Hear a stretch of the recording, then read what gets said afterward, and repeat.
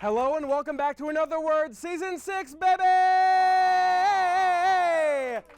I'm the show's writer first cast member, Charlie Amond, and we have a cruelty-free show for you tonight, as far as you know. Where's my camera? Yeah. Well, it's been an exciting week for kids who play devil's advocate in history class. We wanted to start off the season with some lighthearted, fun topics, and Vladimir Putin decided to kill the vibe and invade Ukraine. While the U.S. troops have not yet been deployed, actor Sean Penn has flown to Ukraine to shoot a documentary about the invasion. Imagine living in Ukraine. Russia invades and you think, this couldn't get any worse. Then Sean Penn pulls up with the vlog squad. Sean Penn and Putin are neck and neck in a heated race for worst person to enter Ukraine this week, which is nice. But Russia should be worried, you know, they're up against Ukraine, NATO, white girls who went to your high school posting infographics on their Instagram stories. Because of the invasion, many nations have halted their exports from Russia, and they've been barred from competing in Eurovision. But is that even that big a deal? They're going to cheat anyway.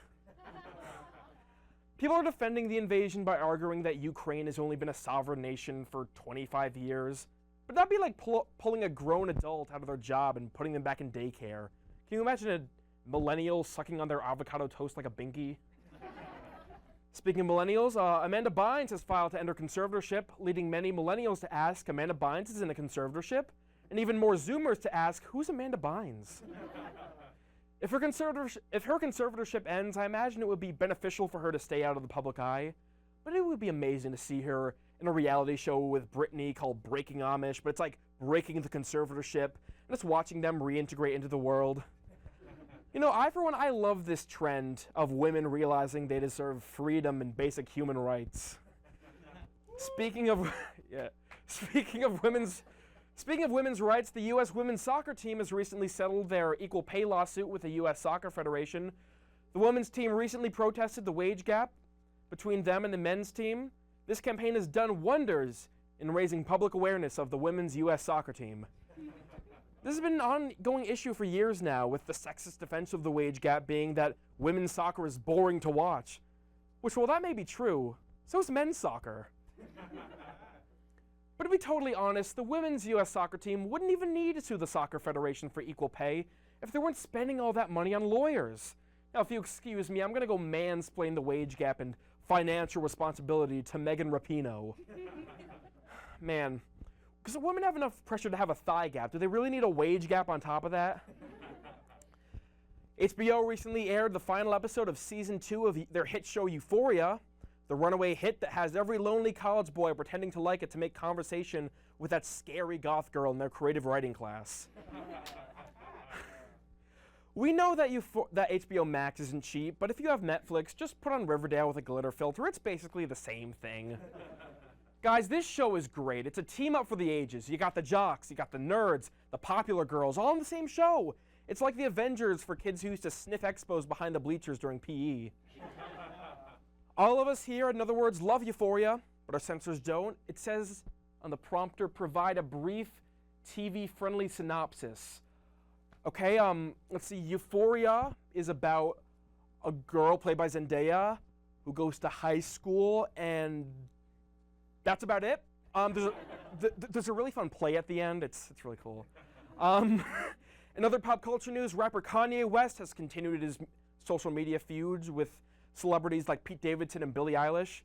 Has anyone noticed how everyone Kanye has beef with is like 20 years younger than him? He's like an old man yelling at kids to get off his lawn, except if that old man also wrote a song about Paris.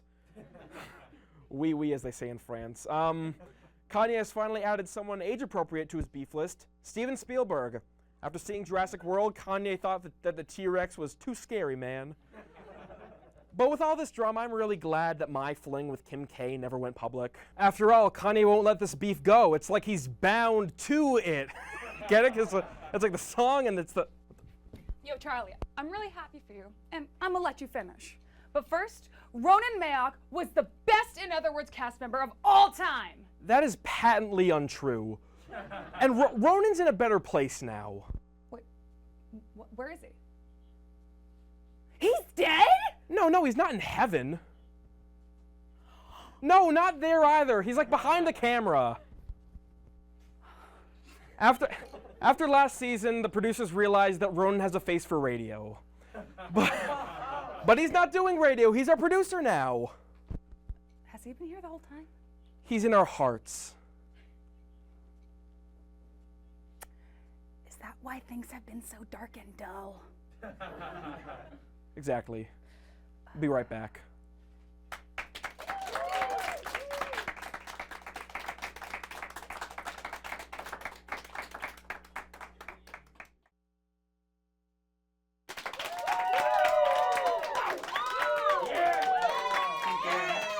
Thank you. Hello and welcome back to In Other Words. Today we have lined up our crispiest Chris's to compete in the Clash of Chris. We will be having our two resident Chris tenders going head-to-head to guess the Chris based on our clues. First, we have the most sprightly host on ICTV, Chris Massiarelli. Over here. Yes.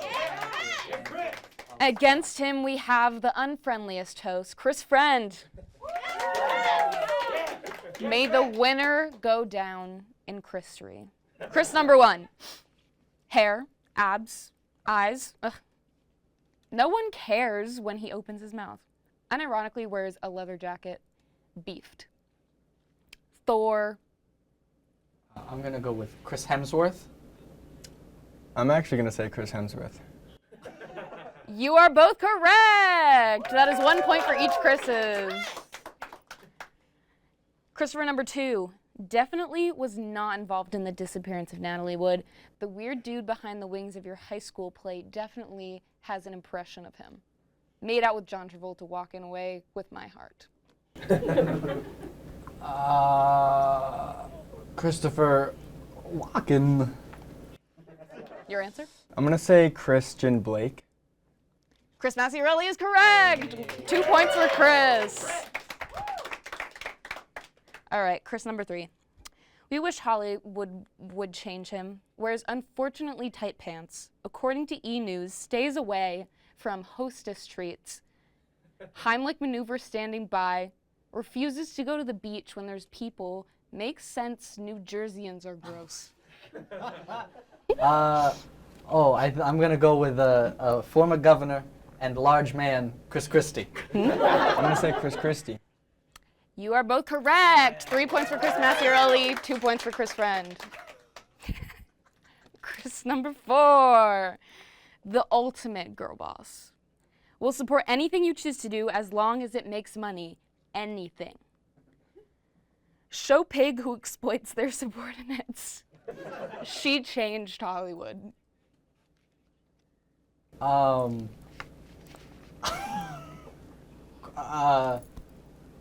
Chris Traeger from Parks and Rec. I'm going to say Christina Aguilera. Both of you are incorrect. It is Kris Jenner. All right, moving on. Wow. Yeah. Beautiful in every single way. Just a girl. There's no doubt about how cool she is. Rocks a violent red lip. Can we hear the first clue again? Whoa. Yeah. That's what I thought it was. Okay. Is this Christina Aguilera? What's your answer? Yeah, it's Christina Aguilera. Yeah. Both of you are correct. 4 points for Chris Massiarelli, 3 points for Chris Friend. All right. Next up, the ultimate Chris. Almighty Chris. Hollywood changed him. Those are terrible clues. Ultimate Chris. The almighty Chris. Christian Slater. I'm going to go with Chris Teller. Both of you are incorrect. It is Jesus Christ himself. All right. Moving on to Christopher number 7. I don't know why I said Christopher. The first victim of cancel culture. Most important discovery, mermaids. Lover of manatees, unreliable narrator, smallpox king. He who shall not be named Christopher Columbus. Kind of gave it away in the beginning. I apologize. What's your Yeah, answer? I'm gonna say Christopher Columbus. All right, you're both correct. That's my fault. All right, moving on to Chris number 8. Hollywood changed him. Black Sprite in his moves. The Shirley Temple of ICTV. See, I don't know what that means. I don't know what the Shirley Temple of ICTV means, but I know in my heart that it's me. All right, what's your answer? It's him. You're both correct. What does that mean? I'm not the writer. All right, final Chris. Friend to all. Cardistry maker? Master? Better follow me back on Instagram. Does flips ? Well, I have to assume. I'm gonna go out on a limb here and say it's my dear friend Chris Friend. I'm gonna say it's me. You're both correct, God. but sadly, and happily, Chris Massiarelli has answered more questions correct than Chris Friend. So Chris Massiarelli, you're our winner. Congratulations. Congratulations to these Chrischievous boys. Here is the golden Chris. We don't know what this award is called, but we're pretty sure it's Chris. It's a very basic name. We'll be right back.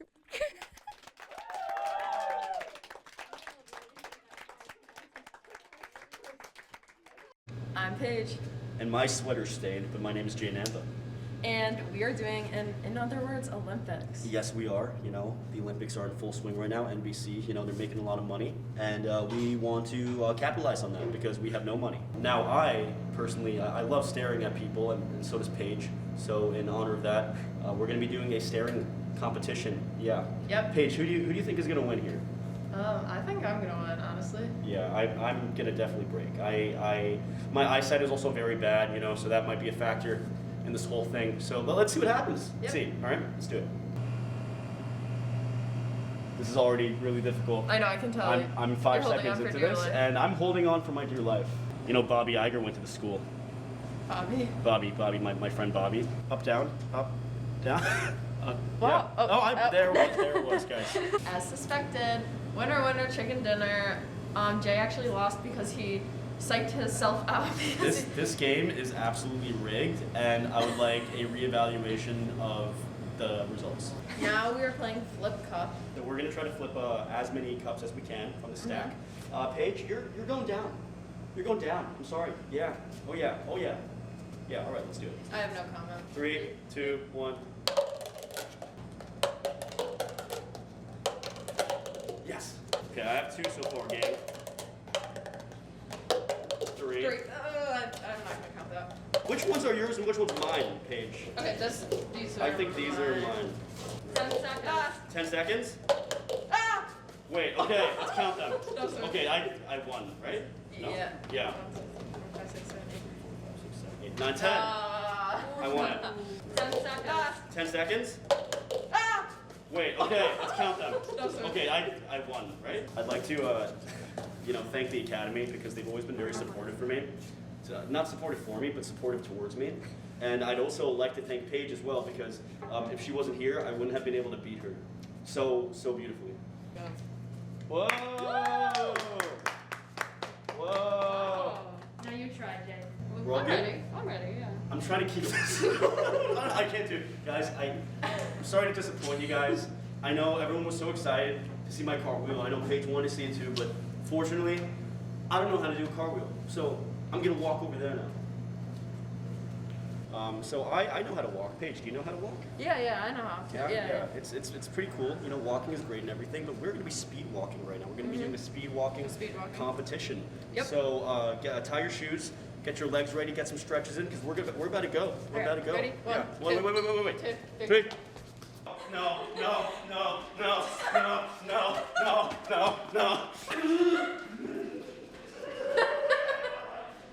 So after a day full of Olympic activities, Jay has won. I won the most amount of games because I'm awesome. Just awesome. Yep. Yeah. And I'm You're like, pretty awesome. I'm No, pretty Paige is awesome. pretty awesome too. Yeah. But clearly I'm a little more awesome because, you know, I won the most amount of games. So Yeah, but it was a close call. close It was actually a very close call. Fierce competitor, very good at speed walking. Thank you. Couple bumps along the road. Get guilty. Oh yeah. Yeah. Yeah, so stay tuned. Every single week we will be in the field. These two people. Yep. These two. These two. These two knuckleheads. Right? Hey, I mean, come on. Why I oughta? Yeah, okay, anyways. Oh, catch you guys later.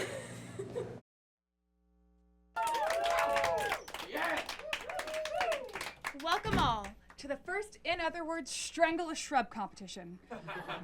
We have collected the most poor and desperate freaks from the basement of Park. And tonight, they'll compete for a life-changing amount of money. And as they sit here, willing to put their health and lives on lives at risk for some petty cash, you sit there at home, comfortable. Are you comfortable right now? They're not. Whoever's the last to take their hands off the plant will win. Contestants at the ready. 3, 2, 1, go! So let's meet our contestants. What's your name? I'm Big Jim. I'm the cousin of Slim Jim. And what brings you here today? Well, my cousin cut me out of that sweet beef money, and now I must sell my wares in order to get by. I'm gonna take my earnings and buy myself a tasteful monster truck to live out of.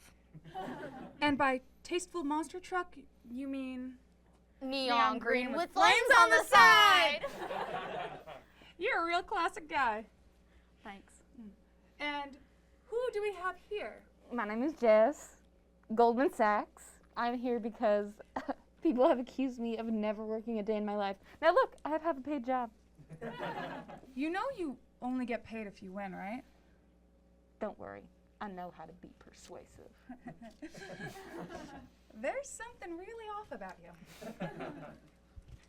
And who are you? Well, my name is Chuck Duck, and I'm a rubber duck salesman. And why are you here? Well, times are hard for the duckies. Kids are too busy with their TikToks and spending tax returns to care about what built America. Rubber ducks and dreams. All right. Will anybody buy a duck? Gross, no. Okay. Sorry, brother. I'm just a man with my ducks. I'm just a man who needs to feed his children. I thought leaving the factory and getting into the duck game would be a good idea. Now here I am, bringing shame upon myself on this depraved game. My only solace being rubber beings who cannot quack. I am so alone.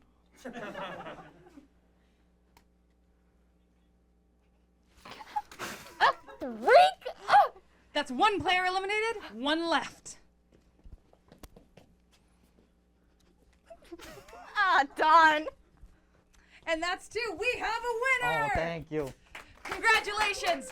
What are you going to do with your earnings? I'm gonna get these ducks a better home, a better life than they had. It's what they deserve. But what about your kids? Who needs them? I have the ducks.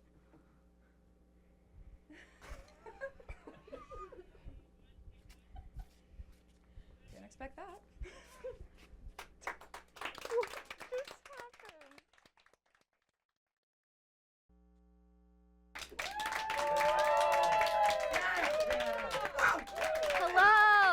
Hello. I'm Hannity Chalet, and our main story tonight is about the aye. And when I say aye, you say captain. Aye. Captain. Good. Now that that's out of our system, that is not at all what we're to talk about. The aye is a species of lemur, and lemurs are only native to Madagascar. So if you're following along at home, the aye is native to Madagascar.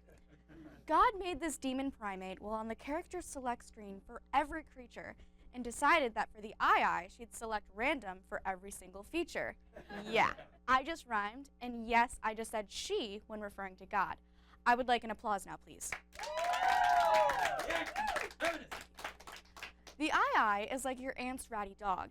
It's kind of cute. You understand why someone else would find it cute, but looking at it for too long makes you regret having eyes.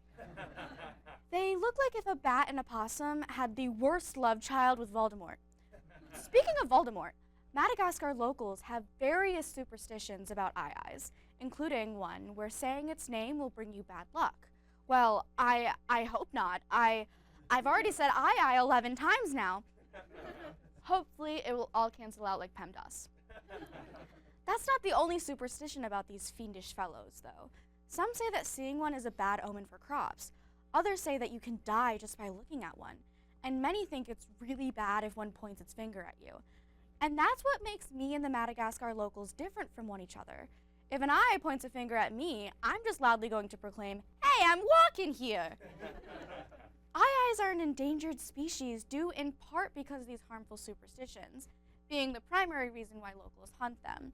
They are the last living members of their family as the giant eye became extinct about 1,000 years ago. I know I'm supposed to feel bad, but maybe it's a good thing that I don't have to encounter that giant atrocity. I'm truly torn morally and ethically. As a way to promote the conservation of the species, whose population is on the sharp decline, I will now share some fun facts about these not-so-fun-looking dudes. Their most defining features are their massive ears and their witch-like fingers that also just happen to have claws, because why not? I wouldn't be surprised if one of those creepy creatures started saying, "Hello, my pretty," and flying around on a broomstick. Their ears and fingers are used for what is called percussive foraging, where the eye will use that skinny middle finger to tap on trees up to 8 times a second to hear the hollow parts of trees. They will then use their teeth to dig a hole into the tree and use those freakish fingers to pull out the grub to eat. Another fact is that scientists for a long time thought that eyes were rodents due to their rodent-like teeth that never stop growing, which is kind of like my love for these guys. I don't know, the more I talk about them, the more I feel like I understand them. Is it weird that I'm starting to feel a connection with them on a personal level? They are nocturnal, just like me. They are primarily solitary, just like me. And most of all, they're misunderstood, just like me. On a serious note, these specialized lemurs have decreased in population by 50% over the past 30 years and are predicted to drop another 50% in the next 10 to 20 years. In other words, don't judge a book by its cover, and don't let a super silly superstition cause another endangered species to go extinct. I'm Hannah DeChalet. Have a great night.